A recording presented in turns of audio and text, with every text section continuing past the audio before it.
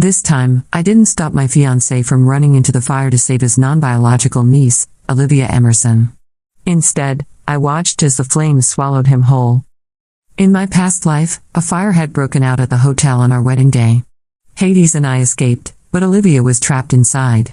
As the flames grew, I did everything I could to stop him from charging in to rescue her. When the fire was finally extinguished, Olivia was dead. Hades claimed he didn't blame me, even buying diving tickets for me and our son. But on our third wedding anniversary, 300 feet below sea level, he ripped out our oxygen tank and snarled, "You're the reason I couldn't save Olivia back then. Now, a life for a life." I cried and begged him to spare our son, insisting he was innocent, but Hades swam away without looking back. In the end, my son and I suffocated to death.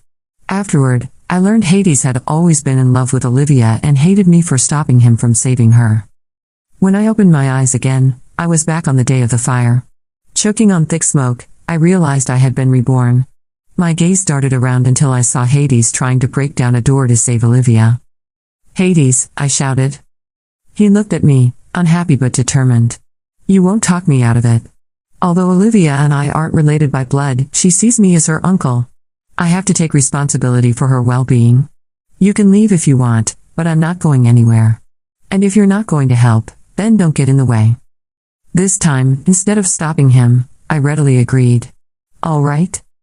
Hades froze for a second, then went back to breaking down the door. I ran out of the building. Half an hour later, Hades emerged carrying Olivia. He was limping, blood pouring from his knee, but he didn't glance at me as he lifted her into the ambulance.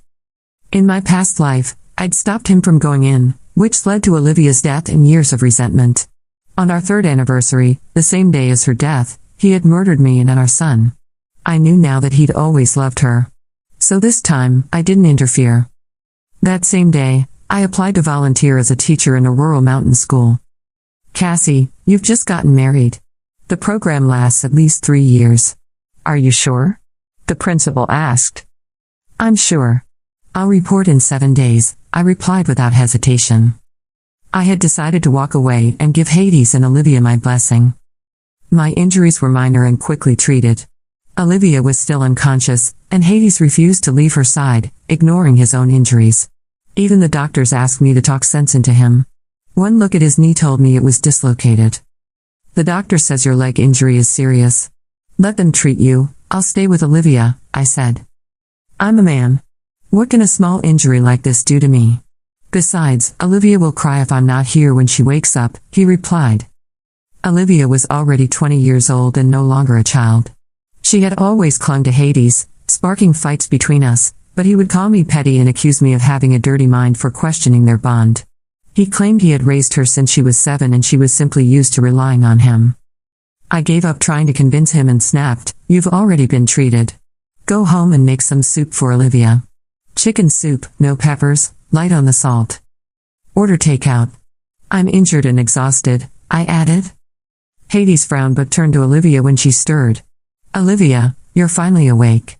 You've been under my care since you were 7. I raised you into a fine young woman. I don't know what I'd do if something happened to you today." Tears welled up in her eyes. "I swore on my 18th birthday that I'd stay by your side forever. Even if you don't understand my feelings, I'll never walk away from you." "I understand," Hades said, gripping her hand. "Don't worry, Olivia. I will never abandon you." Then he turned to me sharply. "Cassandra, go home and make chicken soup for Olivia." Olivia covered his mouth. "If she doesn't want to cook, that's fine. I'll go hungry. I don't want you fighting because of me." But Hades barked at me, "If you won't cook, forget about the wedding next week. Think twice, you've dreamed of this wedding for 5 years." In my past life, I would have caved instantly. This time, I said calmly, "Fine, then let's cancel it." I went home and began packing my belongings to send to the school. When Hades returned and saw the empty house, he asked, "Why is so much stuff missing?" "Oh, I donated it all to rural villages." "What?" "Those were for our new home, Olivia picked them herself." He frowned but softened. "Forget it. You're the lady of the house, you have the final say." He went into the kitchen and returned an hour later with soup. "I shouldn't have lost my temper earlier. Please don't hold it against me." I didn't touch the soup. When he tried to act sweet, I moved away. His embarrassment turned to anger. Are you still suspicious of Olivia? She only said those things on her 18th birthday because she was drunk. I rejected her and punished her afterward. She's young, she'll learn. But I remembered the wedding invitation she designed, where she'd photoshopped herself in my dress and listed herself as the bride. Hades had brushed it off back then, but the joy on his face had been undeniable. Don't you want to go through with the wedding? He pressed. Or are you trying to push me toward Olivia? I avoided an argument and said I'd drink the soup later. Satisfied, he went into Olivia's room. Through the cracked door, I heard him on the phone. I found the white lace and pink mesh ones. The black silk set was in the bottom drawer. Olivia laughed on the other end. Hades lifted the lingerie to his nose and smiled. When he saw me, he said, "Don't overthink it. She's allergic to disposable underwear." Then he handed me a bag. "Wash these for her." When I refused, he snapped, "I've been washing her underwear since she was a child. I don't want your dirty hands contaminating them anyway." He announced he'd stay with Olivia in the hospital and that in 7 days, we'd have our wedding do-over. That day, Olivia posted a photo of purple lingerie on her hospital bed with the caption, "Hades gifted me this new set. He knows my size like the back of his hand." I liked the post and took a screenshot. For 6 days, she flaunted their relationship online. On the last day, she wrote, "To save me, Hades's leg went untreated too long. He's now disabled for life, but I'll take care of him forever." While they played their game, I erased every trace of myself from the house. On the morning of the wedding do-over, I placed my wedding dress in Olivia's room, sent all the screenshots to Hades, blocked his number, grabbed my luggage, and headed straight to the airport. The airport smelled of fresh coffee and jet fuel, a mix that felt almost intoxicating after days of stale hospital corridors and suffocating silence at home. I had no destination in mind, just anywhere that wasn't within Hades's reach. When the ticketing clerk asked where I wanted to go, I simply said, "First flight out." It didn't matter where it landed. I wasn't running toward a place, I was running away from a person, from a life I had allowed to strangle me twice. On the plane, I scrolled through Olivia's social media posts one last time. The comments were full of sympathy and admiration for her so-called sacrifice to take care of the man who had risked his life for her. No one knew the truth, how calculated her dependency was, how deep her claws sank into him. My fingers hovered over the delete button on the screenshots I had collected, but I stopped myself. They weren't just evidence, they were reminders. I needed those reminders if I ever thought about going back. I arrived in the capital the next morning. The air was cooler here, crisp in a way that cleared my head. The program I had applied for sent me a message confirming my placement in a remote mountain school. It was a 3-day journey to reach the village, with winding roads and no cell signal for most of the way. That was exactly what I wanted, distance and invisibility. The first night in the capital, I stayed in a small hostel. I lay awake, listening to the creak of old floorboards, my mind replaying scenes from my past life. In that life, after Olivia's death, Hades had become a shadow of himself. I had tried to fix things, to be patient, to absorb his coldness and venomous if love alone could thaw him. But every smile he gave me was a lie, every touch a performance. I had been the intruder in a love story I didn't know existed until it was too late. This time, I wasn't going to be his second choice. 2 days later, I boarded a dusty minibus heading for the mountains. The road was rough, the kind that rattled your bones and made conversation impossible. Outside the window, forests stretched endlessly, broken only by small clusters of weathered houses. Children played barefoot in the dirt roads, chasing each other with sticks and shouting with pure joy. It was another world. When I finally arrived at the village school, I was met by the principal, an elderly man named Mr. Zhao. His handshake was firm despite his frail frame. "You must be Cassandra. The children have been waiting for a teacher for months. Some of them have never been inside a real classroom." I glanced at the tiny building behind him, 2 rooms, a rusted tin roof and windows patched with plastic sheeting. Inside, wooden desks were scarred with carvings and a single blackboard leaned against the wall, cracked in one corner. There was no electricity, no computers, no modern supplies. But there were 20 pairs of curious eyes peeking at me from the doorway, each one wide with anticipation. That night, I sat by a small oil lamp, planning my first lesson. My hands shook, not from fear, but from a strange, unfamiliar excitement. For the first time in years, my decisions were entirely my own. No one could order me to cook soup, to wash someone else's lingerie, to stand in the shadow of another woman. Still, the past crept in like an uninvited guest. On the second week, while teaching numbers to a group of first graders, I noticed a folded note in my bag. It wasn't from the children, it was my old wedding invitation.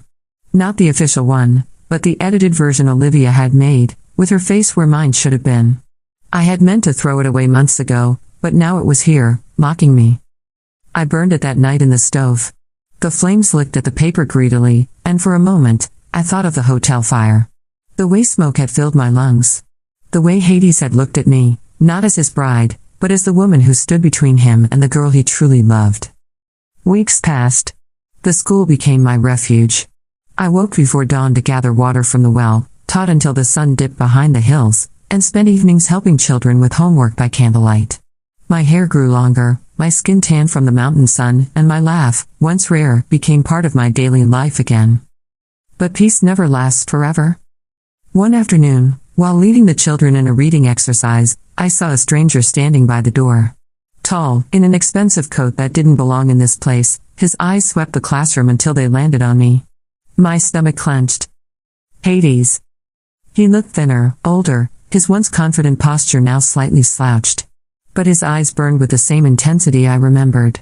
The children stared at him in awe. He was a figure out of another world. Class dismissed, I said softly, forcing a smile for the children as they filed out. When the room was empty, he stepped inside. So this is where you've been hiding? I didn't flinch. It's not hiding if I'm exactly where I said I'd be. His jaw tightened. You left without a word. Do you have any idea what you've done to me? To Olivia? I laughed bitterly. What I've done? You mean removing myself so you could take care of her without guilt? Sounds like a favor to me. He took a step closer. Olivia's health has declined. She misses you. She wants you to come back. The audacity almost made me smile. She misses me? Or she misses having someone to humiliate? Hades's gaze flickered, just for a second. I made mistakes. But I can fix them. We can start over. I'll call off the wedding if you want. I looked at him for a long time, remembering the moment under the sea when he ripped away my oxygen tank, his eyes full of hate. You already killed me once, Hades. You don't get another chance. His lips parted as if to speak, but I turned away, picking up a stack of papers. You should go. The roads are dangerous after dark. He hesitated, then left without another word. That night, I sat outside under the stars, listening to the wind in the trees. My heart was pounding, but not from fear. It was from the strange, electric thrill of knowing I had finally told him no, and meant it. What I didn't know then was that his visit was only the beginning. In the weeks to come, he would return, bringing offers, threats, and finally, the truth about Olivia that would make even my worst memories of her seem tame. And when that truth came to light, I would have to decide whether to keep my hard-won freedom, or use it to destroy them both once and for all. The following week was unusually cold for the mountains, the kind of chill that seeped into your bones no matter how many layers you wore. I was boiling water on the small iron stove when I heard the sound of an engine, uncommon in a village where most people traveled on foot or by mule. Peeking through the window, I saw a sleek black SUV rolling up the dirt path, its tires kicking up clouds of dust. It wasn't Hades this time. It was Olivia. She stepped out of the car wearing a cream-colored coat that probably cost more than the entire school's annual budget. Her hair was perfectly styled, her lips painted the same shade of red she had worn on my wedding day, the one she had almost stolen. A driver opened the trunk and handed her a box wrapped in glossy paper. I stepped outside before she could knock on the school door. What are you doing here? She smiled, though it didn't reach her eyes. You've been hard to find. Hades told me where you were. I thought I'd come see for myself. You came all the way here too. What? Show off? I asked. She tilted her head, pretending innocence. To make amends. We've had our differences, but you're important to Hades. Which means you're important to me. Important. The word felt like poison in my mouth. In my past life, important had meant being tolerated, kept around as long as I didn't interfere with what she wanted. I crossed my arms. If you have something to say, say it. I have work to do. She stepped closer, lowering her voice. He's miserable without you. He pretends he's fine, but I know him better than anyone. You could come back, you know. We could start over. The three of us. I almost laughed. The three of us? Olivia, you've been trying to erase me from the moment we met. Her smile sharpened. Maybe. But now I think it's better if you're around. See, Hades is stubborn. He won't admit he wants me unless there's some obstacle. And you, dear Cassandra, are the perfect obstacle. I stared at her, trying to decide if she was just being cruel or if she truly believed her own twisted logic. You're insane. She shrugged. Insane maybe. But you know it's true. You leave, and he chases you. You stay, and he keeps fighting for me. Either way, I win. Before I could respond, she held out the box. A gift. For the school. I didn't want to touch it, but the children had gathered behind me, their curious eyes darting between us. I took the box inside and opened it. Inside were thick winter coats, good ones, sturdy enough to survive the mountain cold. For a moment, I almost forgot who had sent them. You should thank me, Olivia said from the doorway, her voice dripping with false sweetness. I didn't. Instead, I turned to the children. Try them on. Make sure they fit. They scrambled to obey, their laughter filling the room. Olivia watched them with an expression I couldn't read. Then, quietly, she said, You know, Hades's injury was worse than he told you. The doctors say he may never run again. He blames himself for not being fast enough that day. But deep down, I think he blames you, too. The words were a blade, sliding neatly between my ribs. But I refused to give her the satisfaction of seeing me flinch. Then it's a good thing I'm far away. Now he can spend all his time with you. She smiled again, a flash of triumph in her eyes. We already do. That night, I couldn't sleep. Her visit had left a sour taste in my mouth, but it had also stirred something dangerous, a curiosity I didn't want to acknowledge. If Hades was truly injured, if he really blamed me, why come here? Why send Olivia? 2 days later, I got my answer. It was late afternoon when a messenger from the nearest town arrived with a letter. The envelope was thick, expensive, and embossed with a gold seal I recognized instantly, Hades's family crest. My hands itched to tear it up, but something in me hesitated. Inside was a single sheet of paper, written in his unmistakable handwriting. Cassie, I made a mistake letting you leave. Olivia isn't what you think she is. I need to tell you the truth before it's too late. Please meet me at the Red Lantern Inn on the 15th. Come alone. H. The Red Lantern Inn was a half-day's journey from the village. I read the note twice, then folded it neatly and tucked it into my coat pocket. I wasn't sure if I would go. The days leading up to the 15th were filled with a restless tension I couldn't shake. I kept telling myself I had no reason to see him, that nothing he could say would change what I knew. But late on the night of the 14th, as the wind howled against the windows, I found myself packing a small bag. The journey to the inn was grueling, the road slick with ice.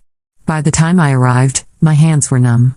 The Red Lantern Inn was warm and dimly lit, the scent of spiced wine heavy in the air. A server led me to a private room in the back.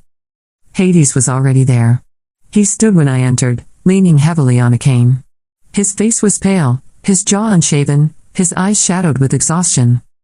You came, he said, relief flickering in his voice. I closed the door behind me. I shouldn't have. He gestured for me to sit. Please. Just listen. I stayed standing. Say what you need to say. He took a deep breath. Olivia. She's not who you think. She's been lying to both of us. That fire, he hesitated, then met my eyes. It wasn't an accident. The room seemed to tilt. What are you talking about? She said it, Cassie. She wanted to frame you, to make it look like you stopped me from saving her. She's been manipulating me for years. And I let her. I was blind. I searched his face for any sign of deception, but all I saw was a desperate, haunted sincerity. Why tell me now? I asked. Because she's planning something worse. She's after the inheritance. And anyone who gets in her way, he broke off, his hand tightening around the cane. I think you might be in danger. For a long moment, I just stood there, the weight of his words settling over me like fresh snow. In my past life, I had died hating him for loving her. Now he was telling me she had orchestrated the very events that destroyed us both. I wasn't sure if I believed him. But one thing was certain, if Olivia had started the fire once, she could do it again. And this time, I wasn't going to be the one who burned. I left the red lantern in before the candles in the private room had burned halfway down. Hades had tried to follow me, calling my name in that same pleading tone he had once used to convince me to marry him, but I kept walking until the cold air swallowed his voice. His words looped in my head like an echo I couldn't silence. Olivia set the fire. If that was true, it meant my death in my past life had been the result of a chain of lies and manipulations more deliberate than I'd ever imagined. It meant the woman I had despised for her shameless obsession with Hades was far more dangerous than I had given her credit for. But it also meant Hades had been her puppet for years, and I wasn't sure if I could separate the strings from the man. When I returned to the village the next day, the mountains seemed sharper, the shadows longer. I threw myself into teaching, trying to let the children's laughter drown out the unease gnawing at me. But 3 days later, that fragile peace was shattered. I had just finished a lesson when one of the older boys burst into the classroom, panting. "Teacher Cassandra, there's a woman at the school gate. She says she's your sister." I didn't have a sister. Stepping outside, I saw her immediately, Olivia, standing in the snow with a shawl draped loosely over her shoulders, her driver hovering a few feet behind her. She smiled when she saw me, but her eyes glittered like ice. "You've been avoiding me," she said, brushing a flake from her sleeve. "I thought we should talk face to face." "I have nothing to say to you." "Oh, but I have something to say to you." She took a slow step forward. "Hades is weak right now. Vulnerable. And you," she tilted her head, "you're the one thing that could ruin everything for me. So here's my offer, you disappear. For good this time. No more teaching, no more wandering, no more contact with him." I laughed, sharp and humorless. "That's not an offer. That's a threat." She smiled wider. "Call it what you like. But you should know. Accidents happen here in the mountains all the time. Slippery roads, faulty stoves, wild animals. No one would ever know."